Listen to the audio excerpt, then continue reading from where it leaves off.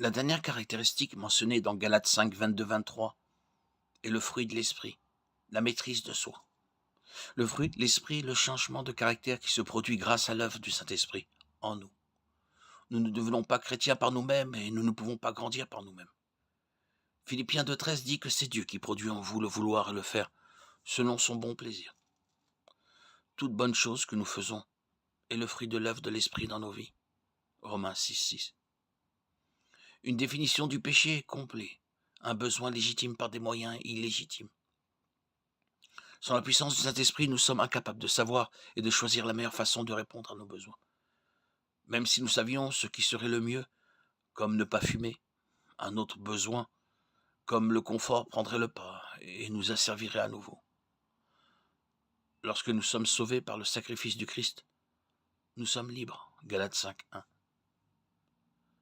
Cette liberté comprend, entre autres choses, la libération du péché. Notre vieil homme a été crucifié avec lui afin que le corps du péché soit détruit, pour que nous ne soyons plus esclaves du péché. Romains 6.6. Maintenant, comme l'Esprit nous donne la maîtrise de soi, nous pouvons refuser le péché.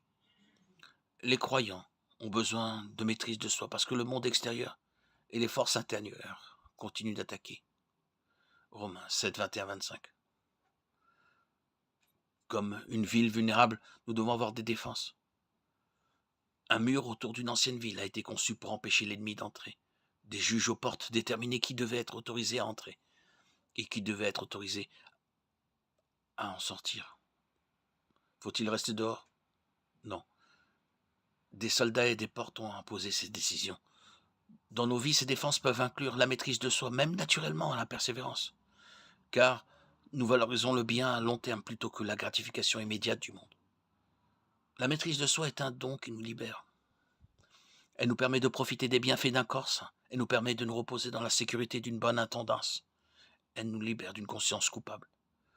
La maîtrise de soi limite l'indulgence de nos désirs insensés et nous trouve la liberté d'aimer et de vivre comme nous sommes censés le faire. Cela implique la modération, la contrainte et la capacité de dire non à nos désirs les plus bas et à nos convoitises charnelles. L'une des preuves de l'œuvre de Dieu dans nos vies est la capacité de contrôler nos propres pensées, paroles et actions. Ce n'est pas que nous soyons naturellement faibles de volonté, mais notre nature déchue est sous l'influence du péché. La Bible appelle cela être esclave du péché. Il nous faut donc méditer sur la parole vivifiante de Dieu. Et nous ne faisons pas preuve de maîtrise de soi si nous nous attardons continuellement à ce qui pourrait nous asservir.